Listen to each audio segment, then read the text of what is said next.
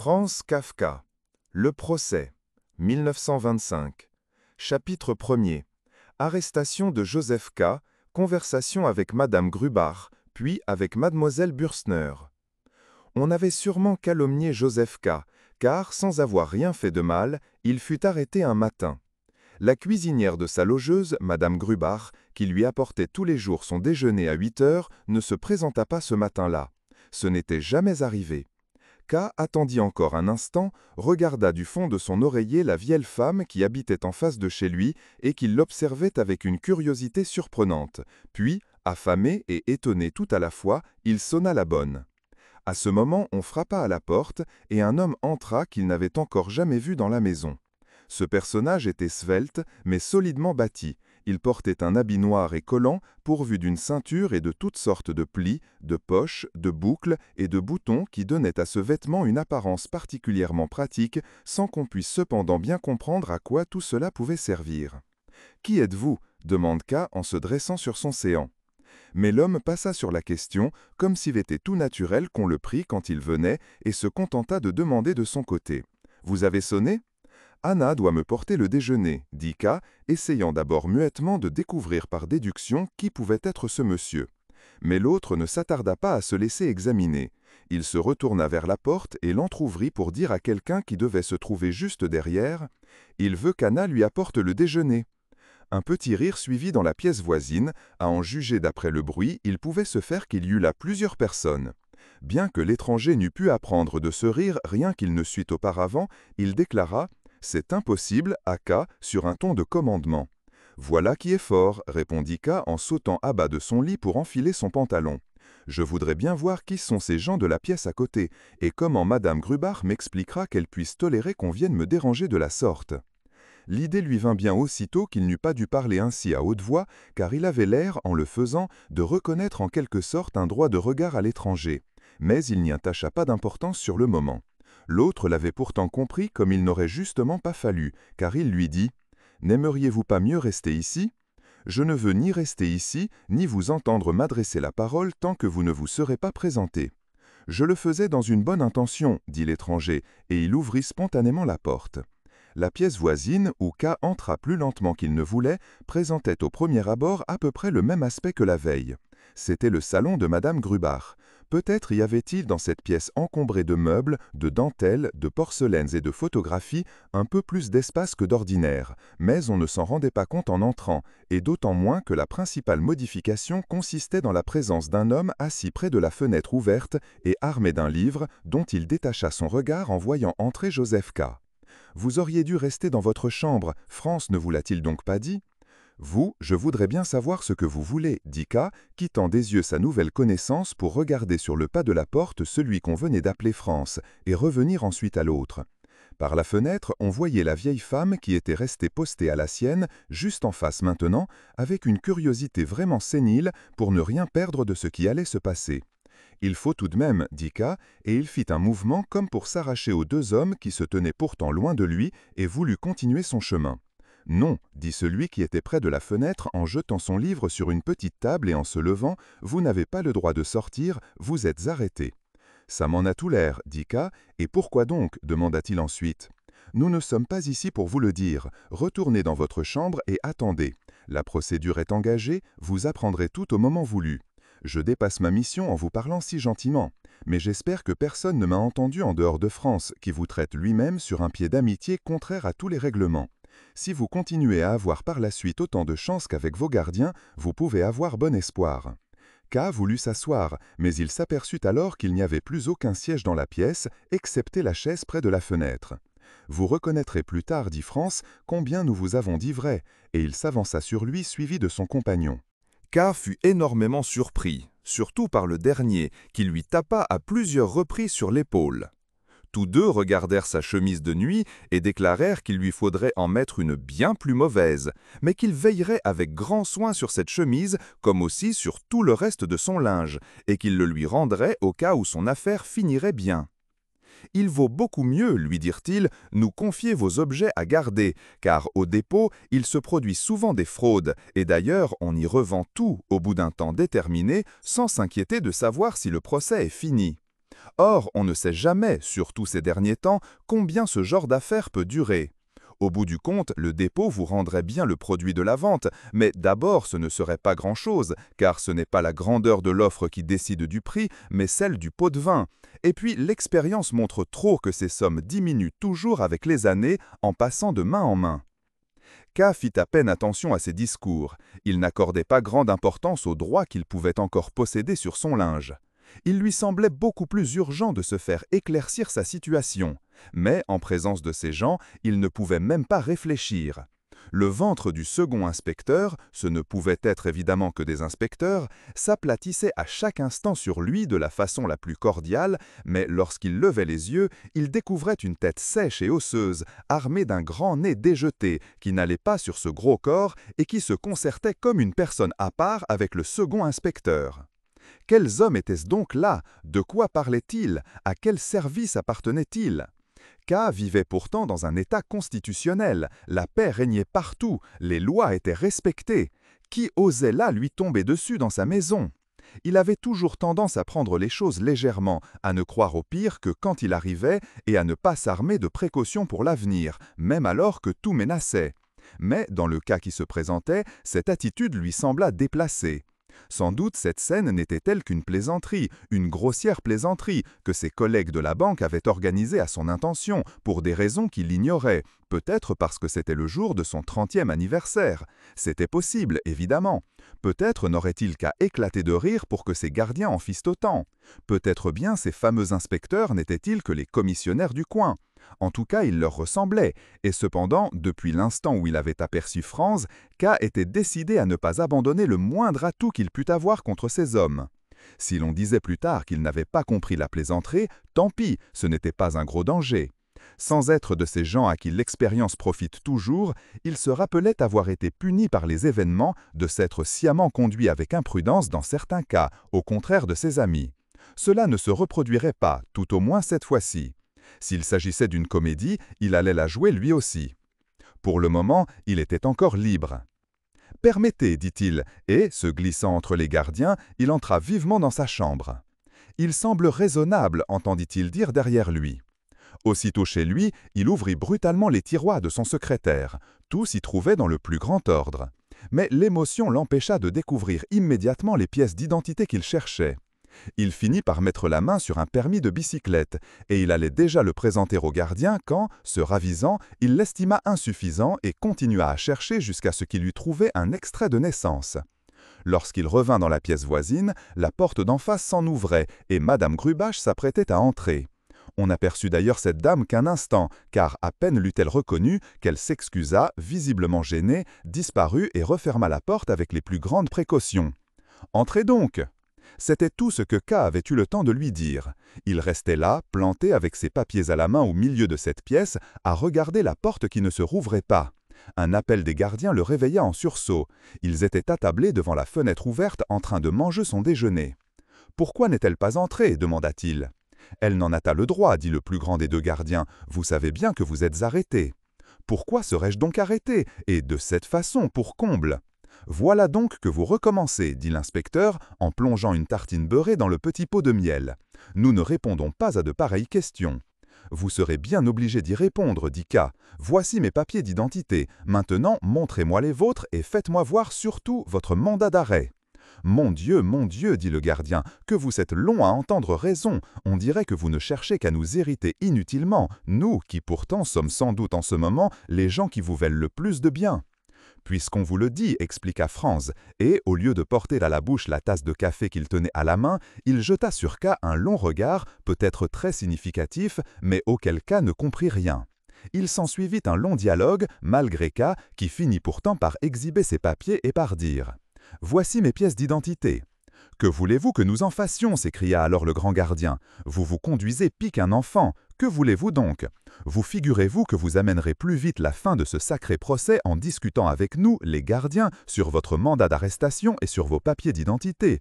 Nous ne sommes que des employés subalternes, nous nous connaissons à peine un papier d'identité, et nous n'avons pas autre chose à faire qu'à vous garder 10 heures par jour et à toucher notre salaire pour ce travail. C'est tout. Cela ne nous empêche pas de savoir que les autorités qui nous emploient enquêtent très minutieusement sur les motifs de l'arrestation avant de délivrer le mandat. Il n'y a aucune erreur là-dedans. Les autorités que nous représentons, encore ne les connais-je que par les grades inférieurs, ne sont pas de celles qui recherchent les délits de la population, mais de celles qui, comme la loi le dit, sont attirées, sont mises en jeu par le délit et doivent alors nous expédier, nous autres gardiens. Voilà la loi. Où aurait-il là une erreur? Je ne connais pas cette loi, dit K. Vous vous en mordrez les doigts, dit le gardien. Elle n'existe certainement que dans votre tête, répondit K. Il aurait voulu trouver un moyen de se glisser dans la pensée de ses gardiens, de la retourner en sa faveur ou de la pénétrer complètement. Mais le gardien éluda toute explication en déclarant « Vous verrez bien quand vous la sentirez passer ». Franz s'en mêla. « Tu vois ça, Willem ?» dit-il. « Il reconnaît qu'il ignore la loi et il affirme en même temps qu'il n'est pas coupable. »« Tu as parfaitement raison, » dit l'autre. « Il n'y a rien à lui faire comprendre. » K ne répondait plus. « Devrais-je, pensait-il, me laisser inquiéter par les bavardages de ces subalternes, puisqu'ils reconnaissent eux-mêmes qu'ils ne sont pas autre chose? En tout cas, ils parlent de sujets qu'ils ignorent complètement. Leur assurance ne peut s'expliquer que par leurs bêtises. Quelques mots avec un fonctionnaire de mon niveau m'éclairciront beaucoup mieux la situation que les plus longs discours de ces deux bonshommes. » Il fit un instant les 100 pas dans l'espace libre de la pièce et vit la vieille femme d'en face qui avait traîné jusqu'à la fenêtre un vieillard plus vieux qu'elle encore, qu'elle tenait par la taille. K sentit la nécessité de mettre fin à cette comédie.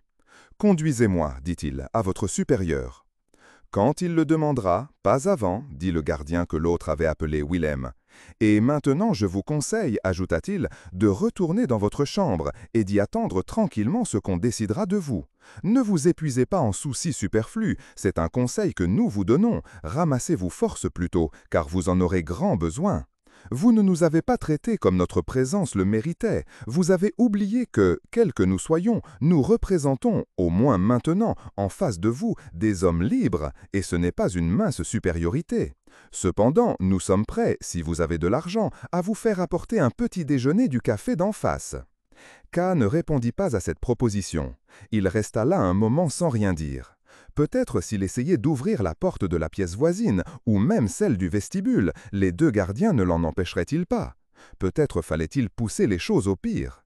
Il se pouvait que ce fût la clé de la situation.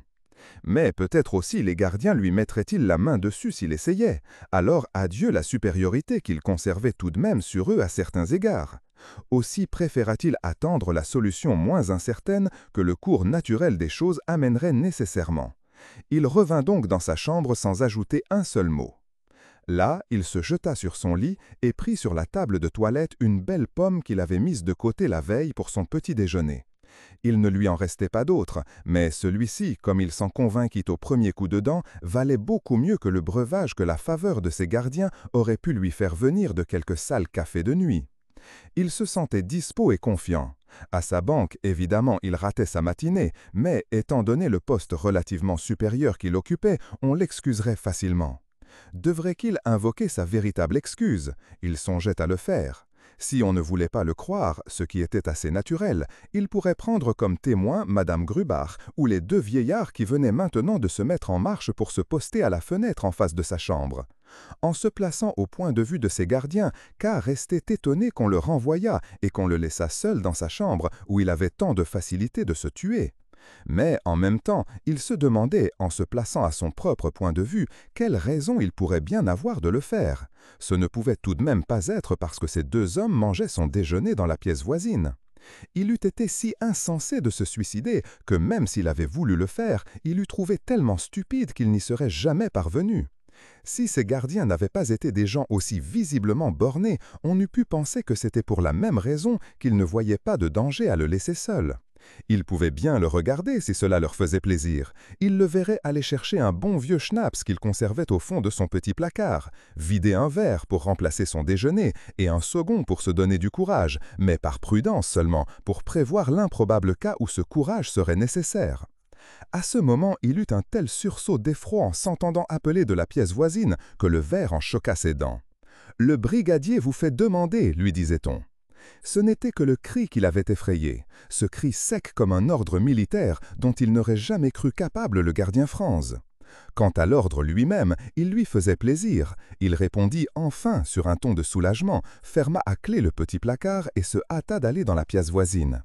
Il trouva là les 2 inspecteurs, qui le chassèrent et le renvoyèrent immédiatement dans sa chambre comme si c'eût été tout naturel. « En voilà des idées !» criait-il. « Vous voulez vous présenter en chemise devant le brigadier. Il vous ferait passer à tabac, et nous aussi par la même occasion. »« Laissez-moi donc tranquille, 1000 diables !» s'écria K, repoussé déjà jusqu'à son armoire. « Quand on vient me surprendre au lit, on ne peut tout de même pas s'attendre à me trouver en tenue de bal. » « Nous n'y pouvons rien, » dirent les inspecteurs, qui devenaient presque tristes chaque fois que K criait, ce qui le désorientait ou le ramenait un peu à la raison. « Ridicule cérémonie, grommela-t-il encore, mais il prenait déjà une veste sur le dossier de sa chaise. Il la tint un instant suspendue des 2 mains comme pour la soumettre au jugement des inspecteurs. Ils secouèrent la tête. « Il faut une veste noire, » dit-il. Là-dessus, K jeta sa veste sur le sol et dit sans savoir lui-même comment il l'entendait. « Ce n'est pourtant pas le grand débat. » Les inspecteurs se mirent à sourire, mais maintenèrent. « Il faut une veste noire. » « Si cela doit accélérer les choses, je le veux bien, » déclara K, et il ouvrit lui-même l'armoire, chercha longtemps parmi tous les habits, choisit son plus beau costume noir, une jaquette dont la coupe cintrée avait presque fait sensation parmi ses connaissances, sortit aussi une chemise propre et commença à s'habiller soigneusement. Il pensait même dans son fort intérieur qu'il avait accéléré les choses en faisant oublier aux inspecteurs de l'obliger à prendre un bain. Il les observa pour savoir s'il n'allait pas lui rappeler d'avoir à le faire, mais ils n'y songèrent naturellement pas. En revanche, Willem n'oublia pas d'envoyer Franz au brigadier pour annoncer que K s'habillait. Quand il fut complètement vêtu, il dut traverser la pièce voisine avec Willem sur les talons pour se rendre dans la chambre suivante dont la porte était déjà ouverte à 2 battants. Cette chambre, comme K le savait bien, était occupée depuis peu de temps par une demoiselle Burtener, dactylographe, qui se rendait de grand matin à son travail pour ne revenir que très tard et avec laquelle K n'avait guère échangé que des bonjours au passage. La table de nuit qui se trouvait primitivement au chevet du lit avait été poussée au milieu de la chambre pour servir de bureau au brigadier qui se tenait assis derrière. Il avait croisé les jambes et posé un bras sur le dossier de la chaise. Dans un coin de la chambre, 3 jeunes gens regardaient les photographies de mademoiselle Burstener. Elles étaient accrochées au mur sur une petite natte. Une blouse blanche pendait à la poignée de la fenêtre ouverte. En face, les 2 vieillards étaient revenus voir. Ils se tenaient couchés sur l'appui, mais leur groupe s'était accru. Il y avait maintenant derrière eux un homme qui les dépassait de tout son buste, sa chemise s'ouvrait sur sa poitrine et il tiraillait sa moustache rousse. « Joseph K. » demanda le brigadier, peut-être simplement pour attirer sur lui les regards distraits de l'inculpé. K. inclina la tête. « Vous êtes sans doute fort surpris des événements de ce matin » demanda le brigadier, en déplaçant des 2 mains les quelques objets qui se trouvaient sur la petite table de nuit, la bougie, les allumettes, le livre et la boîte à ouvrage, comme si c'étaient des ustensiles dont il eut besoin pour le débat. « Certainement, dit K, tout heureux de se trouver en face d'un homme raisonnable et de pouvoir parler de son affaire avec lui. Certainement, je suis surpris, mais je ne dirais pas très surpris. » « Pas très surpris » demanda le brigadier, en replaçant la bougie au milieu de la petite table et en groupant les autres choses tout autour. « Vous vous méprenez peut-être sur le sens de mes paroles, se hâta d'expliquer K. Je veux dire… » Mais il s'interrompit ici pour chercher un siège. « Je puis m'asseoir, n'est-ce pas » demanda-t-il. « Ce n'est pas l'usage » répondit le brigadier. « Je veux dire, » répéta K sans plus s'interrompre, « que tout en étant très surpris, il y a 30 ans que je suis au monde, et qu'ayant dû faire mon chemin tout seul, je suis un peu immunisé contre les surprises, je ne les prends plus au tragique, surtout celles d'aujourd'hui. » « Pourquoi surtout celles d'aujourd'hui ?» Je ne veux pas dire que je considère cette histoire comme une plaisanterie. L'appareil qu'on a déployé me paraît trop important pour cela. Si c'était une farce, il faudrait que tous les gens de la pension en fussent, et vous aussi, cela dépasserait les limites d'une plaisanterie. Je ne veux donc pas dire que c'en soit une. Fort juste, dit le brigadier en comptant les allumettes. Mais d'autre part, continua K, en s'adressant à tout le monde, il aurait même beaucoup aimé que les 3 amateurs de photographie se retournaient pour écouter aussi, mais d'autre part, l'affaire ne saurait avoir non plus beaucoup d'importance. Je le déduis du fait que je suis accusé sans pouvoir arriver à trouver la moindre faute qu'on puisse me reprocher. Mais ce n'est encore que secondaire. La question essentielle est de savoir par qui je suis accusé. Quelle est l'autorité qui dirige le procès?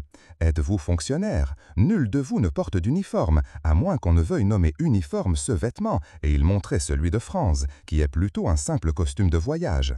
Voilà les points que je vous demande d'éclaircir. Je suis persuadé qu'au bout de l'explication, nous pourrons prendre l'un de l'autre le plus amical congé. Le brigadier reposa la boîte d'allumettes sur la table. « Vous faites, dit-il, une profonde erreur. Ces messieurs que voici et moi, nous ne jouons dans votre affaire qu'un rôle purement accessoire. Nous ne savons même presque rien d'elle. Nous porterions les uniformes les plus en règle que votre affaire n'en serait pas moins mauvaise d'un iota. Je ne puis pas dire non plus que vous soyez accusé, ou plutôt, je ne sais pas si vous l'êtes. Vous êtes arrêté, c'est exact, je n'en sais pas davantage. Si les inspecteurs vous ont dit autre chose, ce n'était que du bavardage. Mais, bien que je ne réponds pas à vos questions, je puis tout de même vous conseiller de penser un peu moins à nous et de vous surveiller un peu plus. Et puis, ne faites pas tant d'histoire avec votre innocence, cela gâche l'impression plutôt bonne que vous produisez par ailleurs. Ayez aussi plus de retenue dans vos discours. Quand vous n'auriez dit que quelques mots, votre attitude aurait suffi à faire comprendre presque tout ce que vous venez d'expliquer et qui ne plaide d'ailleurs pas en votre faveur. K regarda le brigadier avec de grands yeux. Cet homme, qui était peut-être son cadet, lui faisait ici la leçon comme à un écolier. On le punissait par une semonce de sa franchise, et on ne lui apprenait rien ni du motif ni de l'autorité qui déterminait son arrestation. Pris d'une certaine irritation, il se mit à faire les 100 pas avec impatience, ce dont personne ne l'empêcha. Il rentra ses manchettes, tâta son plastron, lissa ses cheveux, dit « Cela n'a pas l'ombre de sens commun » en passant devant les trois messieurs, ce qui les fit retourner et provoqua de leur part un regard plein de prévenance, mais aussi de gravité, et revint finalement faire halte devant la table du brigadier. « Monsieur Astereur, le procureur, est un bon ami à moi, dit-il. Puis-je lui téléphoner ?» « Certainement, dit le brigadier, mais je ne vois pas bien à quoi cela peut rimer, à moins que vous n'ayez à lui parler de quelque affaire privée. »« À quoi cela peut rimer » s'écria K, plus désorienté qu'irrité. « Qui êtes-vous donc? Vous voudriez que ma conversation téléphonique rime à quelque chose, et vous agissez, vous, sans rime ni raison? N'est-ce pas à en être pétrifié? Pour commencer, on me tombe dessus, puis on fait cercle autour de moi, on me fait faire de la haute école. À quoi rimerait-il de téléphoner à un procureur quand on prétend que je suis arrêté? C'est bon, je ne téléphonerai pas. Mais si, lui dit le brigadier, en montrant de la main le vestibule où se trouvait le téléphone, téléphonez, je vous en prie. Non, je ne veux plus, déclara K en se dirigeant vers la croisée. De l'autre côté, les trois curieux se tenaient toujours à leur fenêtre.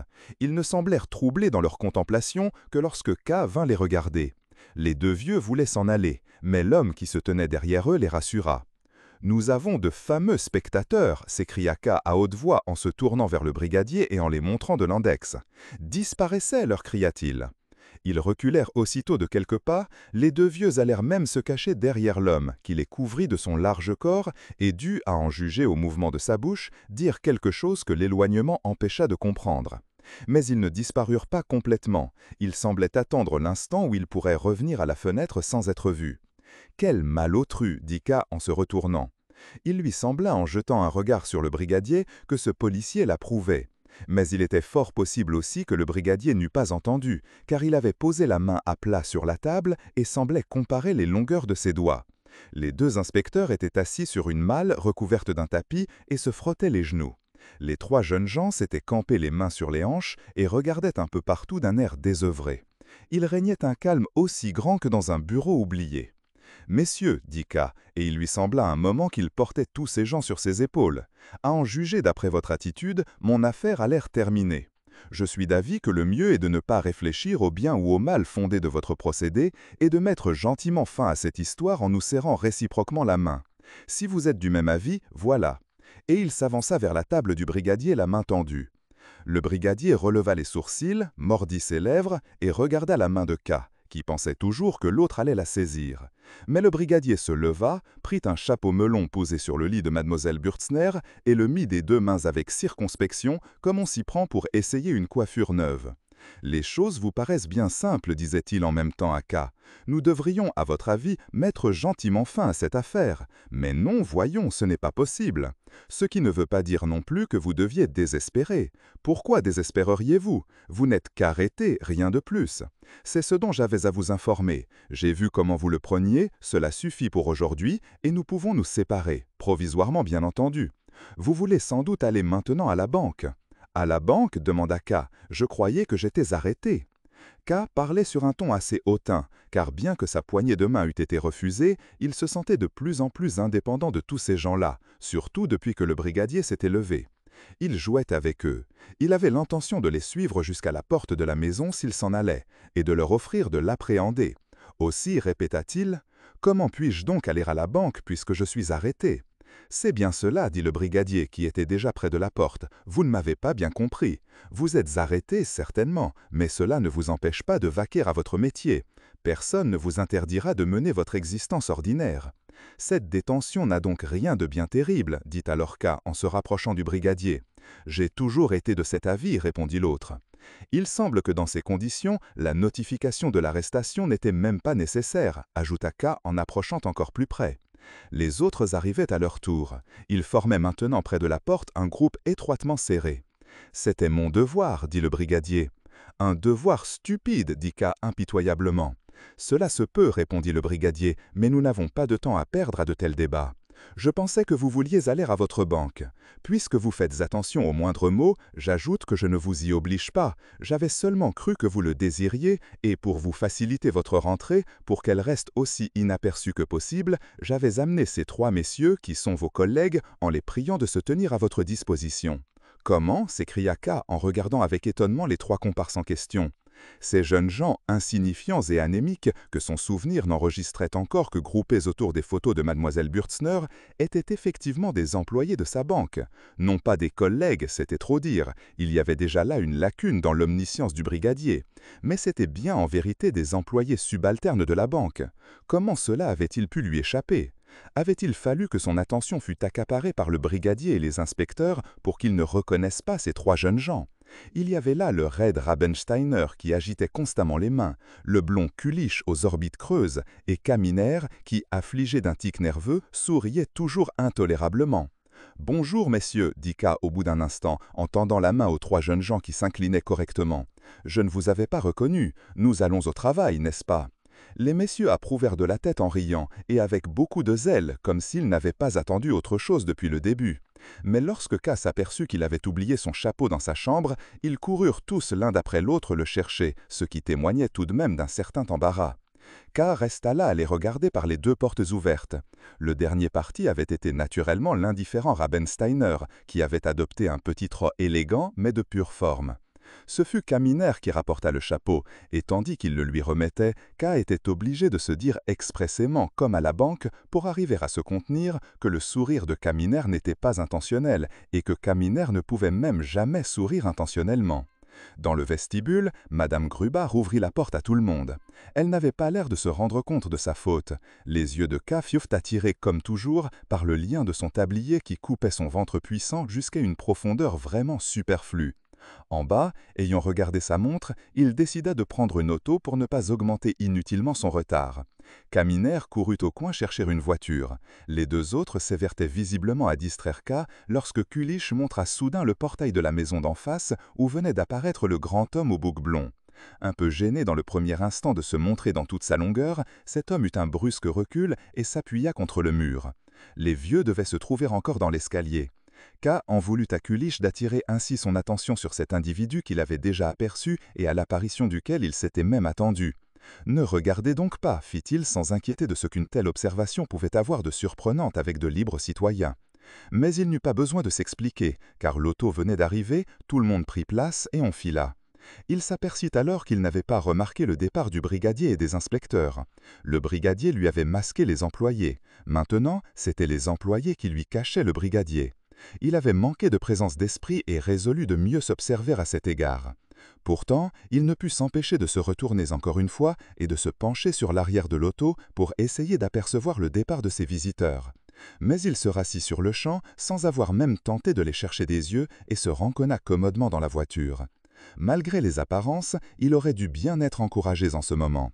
Mais ces messieurs semblaient fatigués. Rabensteiner regardait à droite, Kulich à gauche, et seul Kaminer restait disponible avec son immuable ricanement au sujet duquel la pitié interdisait malheureusement toute espèce de plaisanterie. Troisième partie. Au début de cette année-là, K, qui restait en général jusqu'à 9 heures au bureau, avait coutume, en sortant, de faire d'abord une petite promenade, soit seul, soit avec des collègues, puis de finir la soirée au café, où il restait jusqu'à 11 heures, ordinairement à une table réservée en compagnie de messieurs âgés.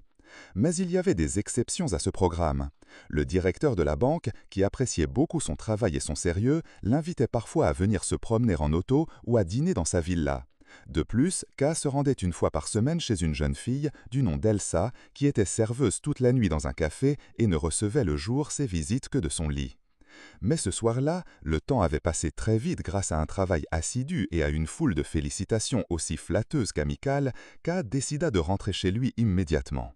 Il n'avait cessé d'y penser pendant toutes les menues pauses de son travail. Il lui semblait, sans trop savoir pourquoi, que les événements du matin devaient avoir causé un grand trouble dans toute la maison de Madame Grubach, et que sa présence était nécessaire pour ramener l'ordre. Sur quoi, toute trace disparaîtrait des incidents de la matinée et l'existence reprendrait son cours normal. Des 3 employés de la banque, il n'y avait rien à redouter. Ils avaient replongé dans l'océan du personnel et rien ne semblait modifié dans leur attitude.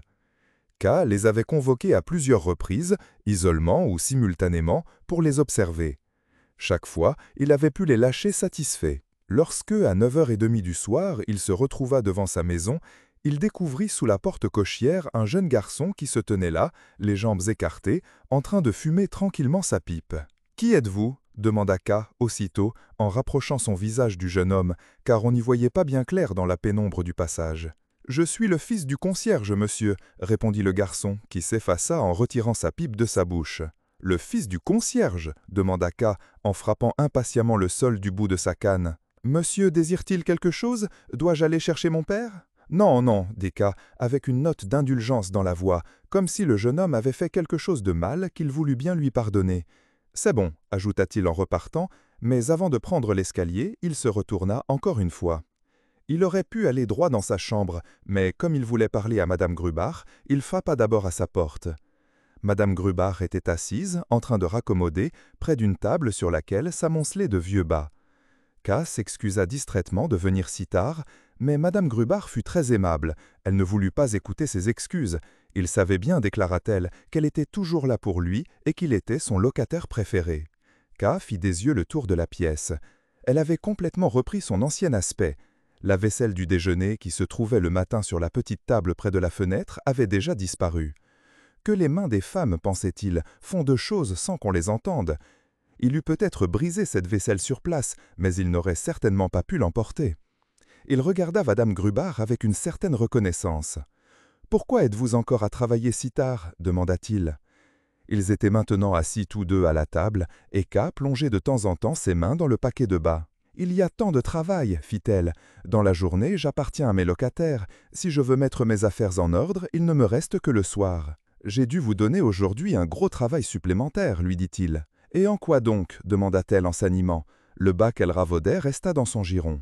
Je veux parler des hommes qui sont venus ce matin. Ah, les hommes de ce matin, dit-elle, en reprenant son air paisible. Mais non, je n'ai pas eu grand mal. K la regarda en silence reprendre son bas à raccommoder. Elle a l'air, pensait-il, d'être étonnée de me voir aborder ce sujet. On dirait même qu'elle m'en blâme. Il n'en est que plus urgent de parler. Il n'y a qu'avec une vieille femme que je puisse le faire. Si, dit-il au bout d'un moment, cette histoire vous a certainement donné du travail, mais cela ne se reproduira plus. Mais non, cela ne peut pas se reproduire, dit-elle à son tour, en souriant à K d'un air presque mélancolique. Le pensez-vous sérieusement demanda K. Oui, dit-elle plus bas, mais il ne faut surtout pas prendre la chose trop au tragique. Il s'en passe tellement dans le monde. Puisque vous me parlez avec tant de confiance, monsieur K, je peux bien vous avouer que j'ai écouté un peu derrière la porte et que les 2 inspecteurs m'ont fait quelques confidences. Il s'agit de votre bonheur, et c'est une question qui me tient vraiment à cœur, peut-être plus qu'il ne convient, car je ne suis que votre propriétaire. J'ai donc entendu quelques petites choses, mais rien de bien grave on ne peut pas dire. Je sais bien que vous êtes arrêté, mais ce n'est pas comme on arrête les voleurs. Quand on est arrêté comme un voleur, c'est grave, tandis que votre arrestation, elle me fait l'impression de quelque chose de savant. Excusez-moi si je dis des bêtises, elle me fait l'impression de quelque chose de savant que je ne comprends pas, c'est vrai, mais qu'on n'est pas non plus obligé de comprendre. Ce n'est pas bête du tout ce que vous dites là, Madame Grubach, répondit K. Je suis du moins de votre avis en grande partie, mais je vais encore plus loin que vous. Ce n'est pas seulement quelque chose de savant, c'est un néant ridicule. J'ai été victime d'une agression, voilà le fait. Si je m'étais levé à mon réveil sans me laisser déconcerter par l'absence d'Anna, et si j'étais allé vous trouver sans m'occuper de qui pouvait me barrer le chemin, si j'avais déjeuné pour une fois dans la cuisine, et si je m'étais fait apporter par vous mes habits de ma chambre, bref, si je m'étais conduit raisonnablement, il ne serait rien arrivé, tout aurait été étouffé dans l'œuf. Mais on est si peu préparé. À la banque, par exemple, je serais toujours prêt, il ne pourrait rien se passer de ce genre. J'ai un boy à moi sous la main, j'ai le téléphone pour la ville et le téléphone pour la banque. Il y a toujours des gens qui viennent, des clients ou des employés. Et puis surtout, je me trouve toujours en plein travail, j'ai donc toute ma présence d'esprit. J'aurais un véritable plaisir à me retrouver placé là-bas en face d'une pareille histoire. Enfin, passons, c'est une chose finie, et je ne voulais même pas en parler. Je voulais seulement savoir votre opinion, l'opinion d'une femme raisonnable, et je suis heureux de voir que nous sommes d'accord.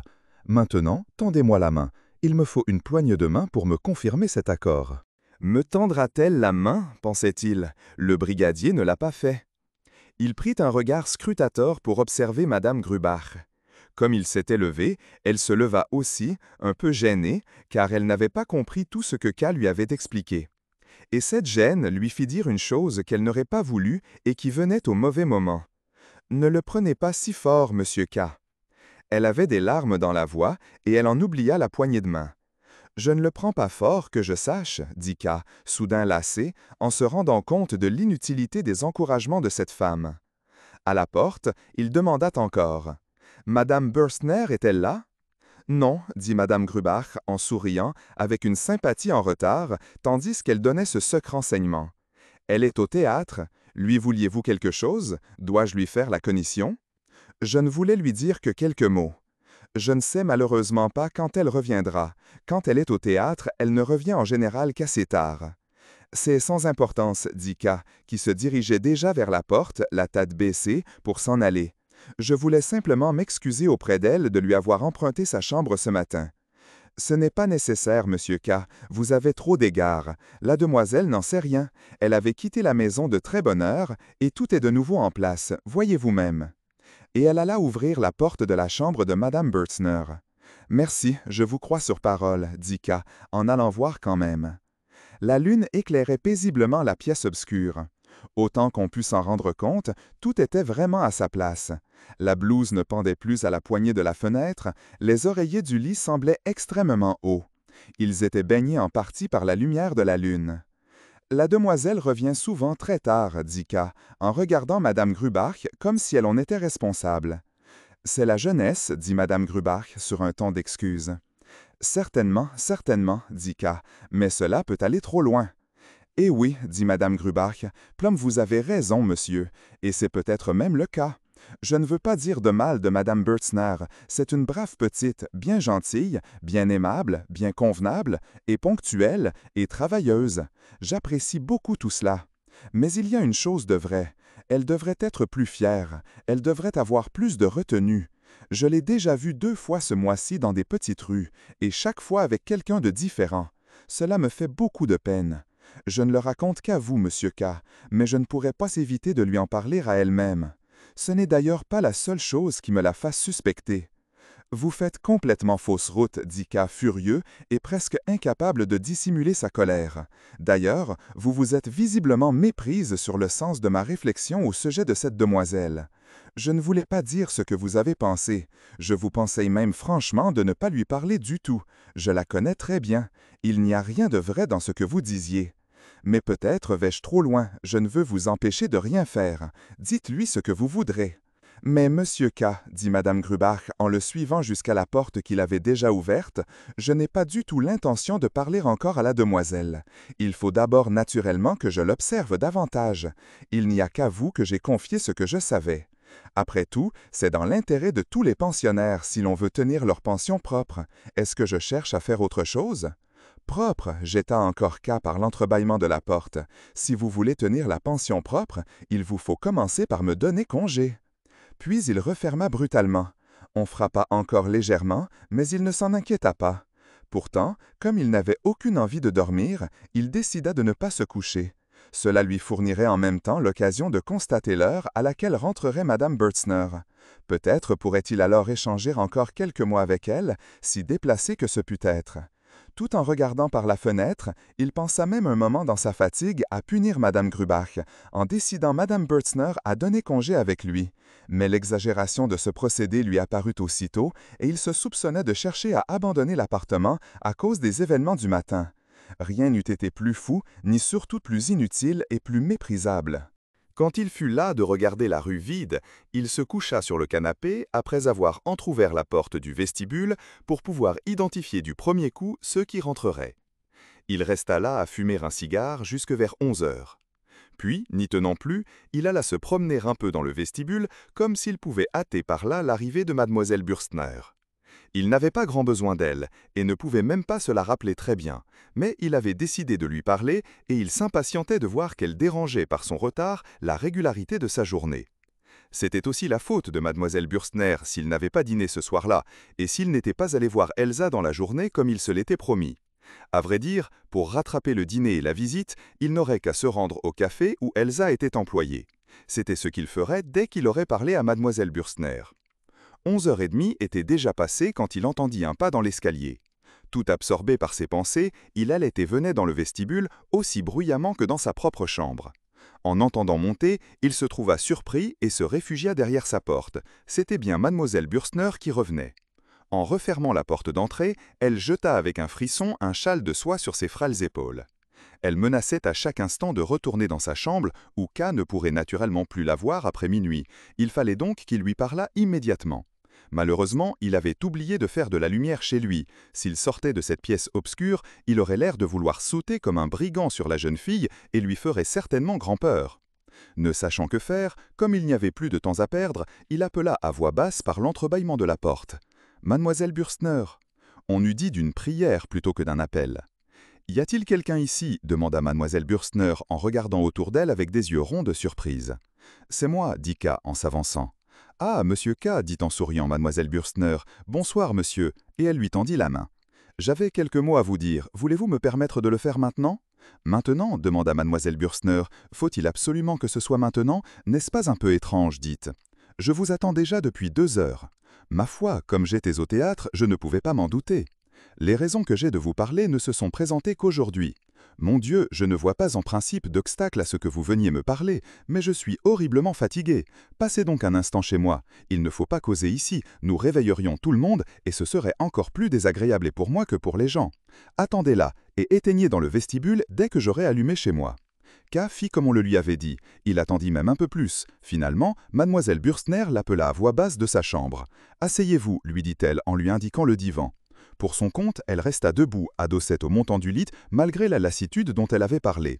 Elle n'avait même pas enlevé son petit chapeau, qui était orné d'une grande profusion de fleurs. « Que me vouliez-vous donc » dit-elle. « Je suis vraiment curieuse de l'apprendre. » Elle croisa légèrement les jambes. « Vous direz peut-être, commença K, que l'affaire ne pressait pas tant qu'il en fallut parler maintenant, mais je n'écoute jamais les circonlocutions, dit mademoiselle Bürstner. Voilà qui facilite ma tâche, déclara K. Votre chambre a donc été un peu dérangée ce matin, et par ma faute en quelque sorte. Ce sont des étrangers qui l'ont fait malgré moi, et pourtant à cause de moi, comme je vous l'ai déjà dit. C'est de quoi je voulais vous prier de m'excuser.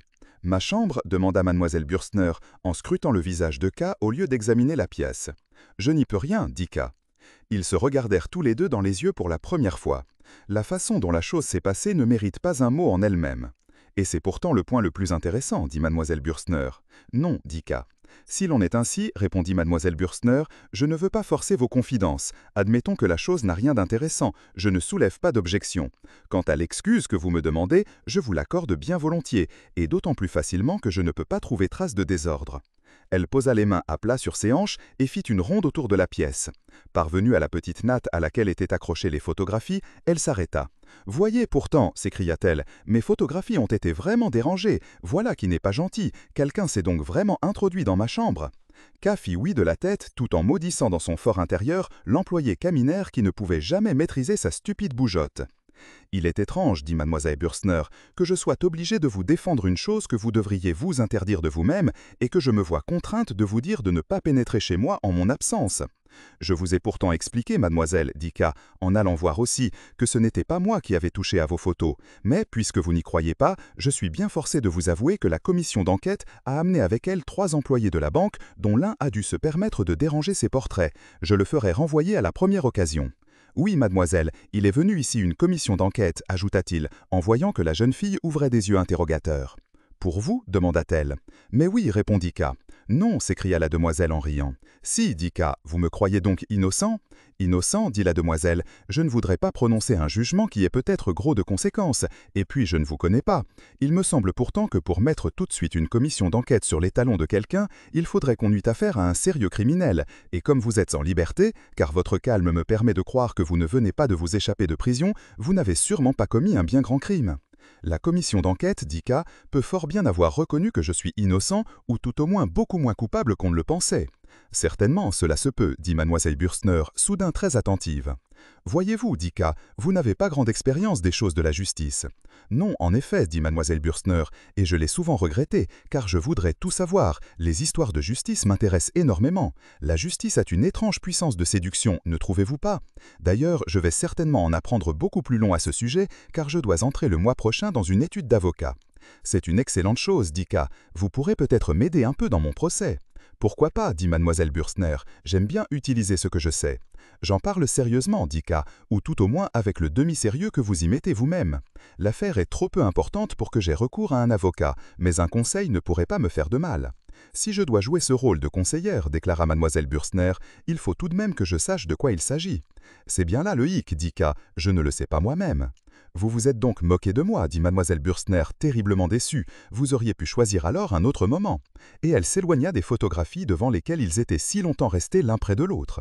Mais mademoiselle, dit K, je ne plaisante pas du tout. Quand je pense que vous ne voulez pas me croire, je vous ai déjà dit ce que je sais, et même plus que je n'en sais, car il ne s'agissait peut-être même pas d'une commission d'enquête. Je lui ai donné ce nom parce que j'en ne connais pas d'autre. On n'a fait d'enquête sur rien, j'ai été simplement arrêté, mais par toute une commission.